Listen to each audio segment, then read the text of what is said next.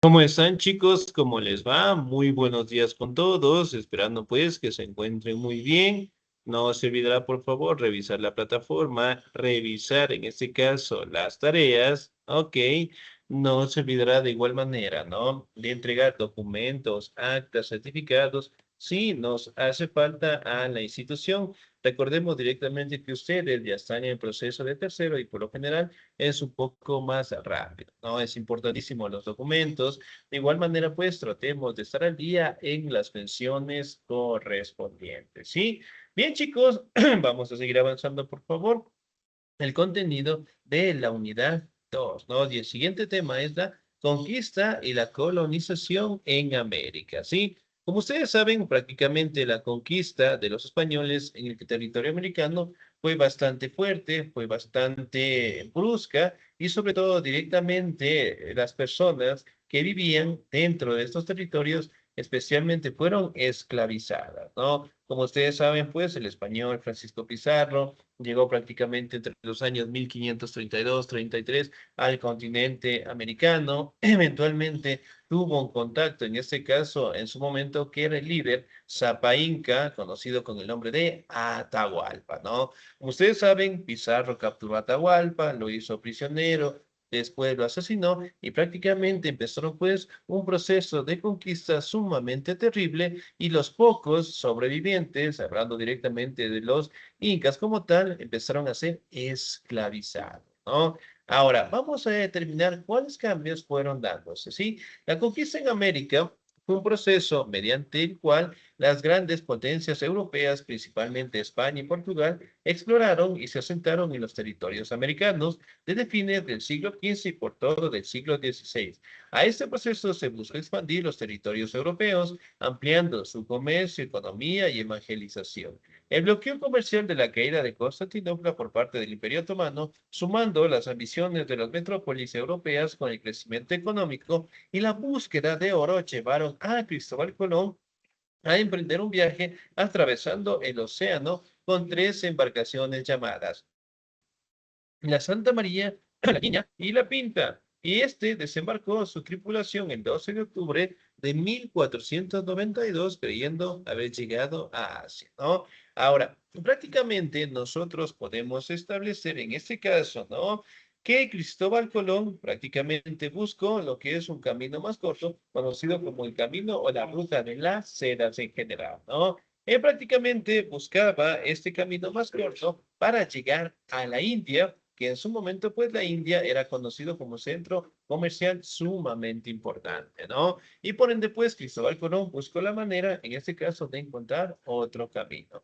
A ello, directamente logró establecer lo que es y encontrar el territorio del continente americano, ¿no? Por ende, cuando él llegó en 1492, observó un nativo que salía directamente de la naturaleza y lo llamó indio. ¿Por qué? Porque él pensaba que había llegado a la India, ¿no? Lo que después directamente dio paso a que más españoles emprendieran directamente más viajes, ¿no? Y Cristóbal Colón pues murió sin saber que había descubierto otro nuevo continente, ¿sí? Ahora, vamos a determinar prácticamente que los viajes de Colón fueron apoyados en este caso por los reyes católicos de España, ¿no? En este caso podemos hablar de la reina Isabel de Castilla y Fernando de Aragón, que prácticamente dieron los recursos necesarios para que Cristóbal Colón llegara, en el caso directamente de sus embarcaciones, a nuestro continente en general, ¿no? Aquí también podemos establecer algunas características que fueron dándose a raíz de la conquista de América, ¿no? Por parte de los españoles. También podemos establecer de que se repartieron los territorios del continente americano entre las principales potencias europeas, Portugal, España, Francia, Inglaterra y Holanda.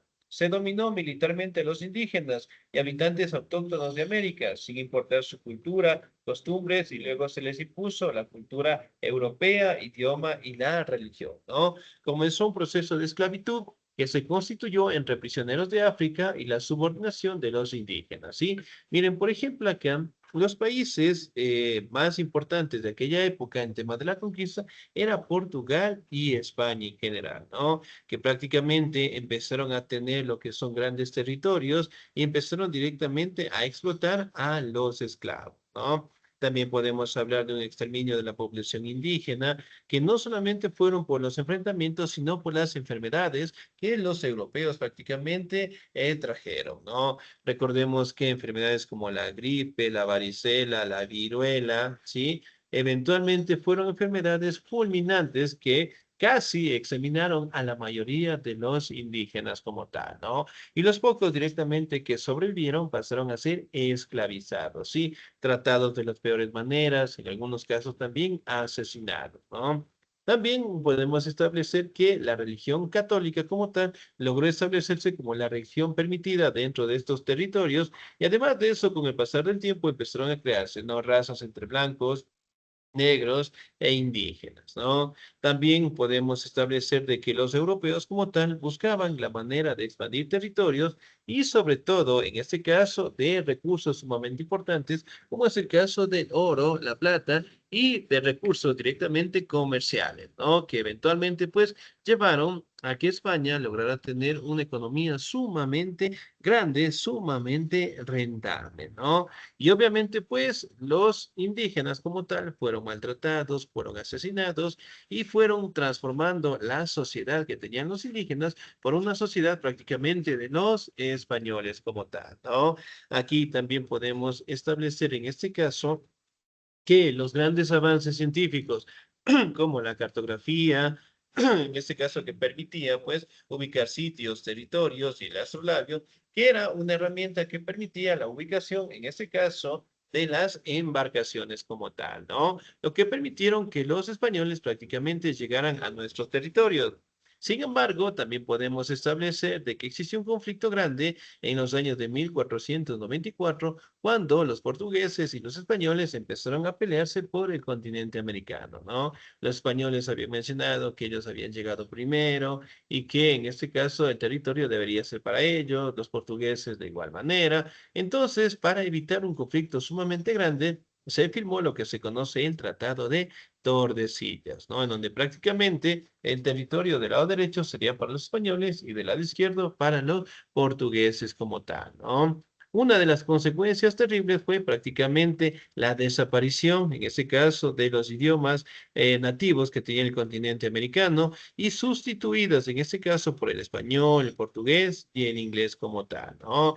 Aquí también podemos establecer, miren, algunas imágenes de cómo los indígenas eran tratados de las peores maneras, ¿no? También podemos establecer que el 90% de la población indígena desapareció, ¿sí? Y también logramos establecer de que los pocos que sobrevivieron fueron obligados a trabajar en la agricultura, ¿no? Aquí también se da la exportación de productos americanos como el maíz, la batata, la calabaza, el tomate, el cacao, el maní, y también podemos establecer que los españoles introdujeron lo que son algunos animales y algunos productos, ¿no? Por ejemplo, el centeno, la cebada, caña de azúcar y también animales como el burro, el caballo, gallinas, conejo, ovejas y vacas, en donde prácticamente su economía empezó a transformarse y a movilizarse, ¿no? Aquí también podemos hablar un poco de las etapas de la conquista en América. Hablamos del descubrimiento el 12 de octubre de 1492 por parte de Cristóbal Colón, la conquista directamente cuando encuentran, en este caso, a Atahualpa, se enfrentan y eventualmente fueron los indígenas como tal derrotados y los españoles empezaron directamente a tomar el control de los territorios, ¿no? Y la colonización prácticamente fue cuando empezaron a establecer sus propios idiomas, sus propias, las creaciones de los monumentos territoriales, religiosos, y también directamente cuando empezaron en este caso a establecer lo que es un dominio de la esclavitud muy fuerte hacia los indígenas en general, ¿no? Y la evangelización prácticamente fue cuando ya los españoles tenían organizaciones establecidas dentro del continente americano y estableciendo pues la religión católica como la única permitida, ¿no? Y creando lo que son iglesias, templos, monumentos en sitios donde los indígenas pues prácticamente veneraban a sus dioses, ¿no? También podemos hablar un poquito de la colonización portuguesa en el territorio de Brasil, en donde prácticamente el señor Martín Alonso de Sousa, al expulsar directamente a los franceses de las costas de Brasil, prácticamente logró establecer una autoridad, logró directamente establecer, en este caso, parámetros administrativos en donde el portugués Pedro Álvarez Cabral prácticamente logró establecer lo que son territorios en base al dominio de los portugueses, ¿no? En 1533, Juan III de Portugal dividió el territorio de Brasil en 15 francas, capitanías, y de igual manera, pues quedó un territorio custodiado por parte de ellos, ¿no? Sin embargo, en 1549, el rey prácticamente, en este caso, estableció lo que es un capitán mayor en estos territorios y prácticamente empezaron pues a separarse del dominio de los portugueses, ¿no? Lo que finalmente en este caso lograron tener su propia independencia y empezaron directamente a transformar el territorio de Brasil en general, ¿no? Entonces las condiciones eran sumamente difíciles para los indígenas y eventualmente ellos sufrían todos los castigos en general, ¿no? También podemos hablar del arte colonial que poco a poco fue mezclándose con los indígenas, ya que los españoles prácticamente al momento de su conquista trajeron, ¿no? Lo que son sus pensamientos, su idioma, su forma de vida, la forma de vestirse y también las obras de arte que prácticamente estaban enfocados en aspectos religiosos, ¿no?